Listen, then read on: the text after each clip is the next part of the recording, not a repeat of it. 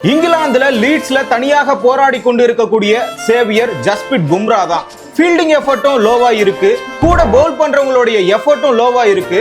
ஆனாலும் இந்த இடத்துல இந்திய அணி வெல்லும் என்ற முழு நம்பிக்கை இருக்குன்னா அதற்கு காரணமே ஜஸ்பிரிட் பும்ரா தான். பிட்ச் பிளாட்டா இருக்கா, ஸ்டார்க்க கூப்பிடலாம்னு சொல்லுவாங்க. பிட்ச் டர்ன் ஆகுதுன்னு தெரிஞ்சுதா, கண்டிப்பாக ஜடேஜா அழைக்கலாம்னு சொல்லுவாங்க. பிட்ச் பேசஸ்க்கு ஏதுவாக இருக்குன்னு நினைச்சா அந்த நேரத்துல ரபடா அழைக்கலாம்னு சொல்லுவாங்க. ஆனா டீமுக்கு பிரஷரா இருக்கா, பிட்ச் எதுவானா இருக்கட்டும், அந்த நேரத்துல ஜஸ்பிரிட் பும்ராவை கூப்பிடலாம்னு சொல்லுவாங்க. மனுஷனுக்கு ஒரு சப்போர்ட் பவுலர் கூட இல்லாம நோ பால்ல ஒரு விக்கெட் கணக்குல வராம 2 கேட்ச் டிராப் ஆகி 13 ஓவர் போட்டு 48 ரன்களை விட்டு கொடுத்து 3 விக்கெட்டை எடுத்தாரு.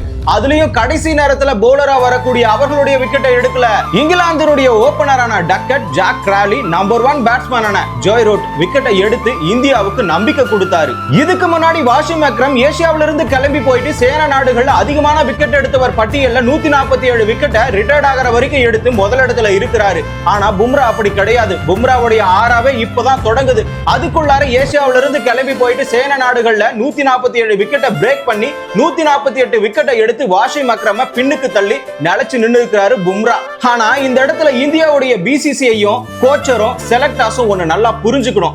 ஆஸ்திரேலியாவினுடைய ஸ்டார்க்கு எப்படி ஏசில் வுட்டும் இன்னொரு பக்கம் கமின்ஸும் சப்போர்ட்டா இருக்கிறாங்களோ அது மாதிரி இந்த இடத்துல சப்போர்ட்டான ஒரு பிளேயரை தேர்வு செய்யணும். இந்த இடத்துல சிராஜ் என்னதான் சப்போர்ட் பண்ணாலும் விக்கெட் எடுக்க முடியாம போராடிட்டு இருக்காரு. நினைச்சு பாருங்க, பும்ராவோட ஒரு ஷமியோ, புவனேஸ்வர் குமாரோ இல்ல உமேஷ் யாதவோ அட்லீஸ்ட் ஸ்விங் ஆகக்கூடிய ஒரு பிளேயர் கூட இருந்திருந்தா எதிரணிக்கு தாக்குதல் வேற மாதிரி இருந்திருக்கும். அந்த வகையில பும்ராவுக்கு சப்போர்ட் பவுலரா நீங்க யாரை சூஸ் பண்ணுவீங்கன்னு சொல்லிட்டு கமெண்ட்ல சொல்லுங்க.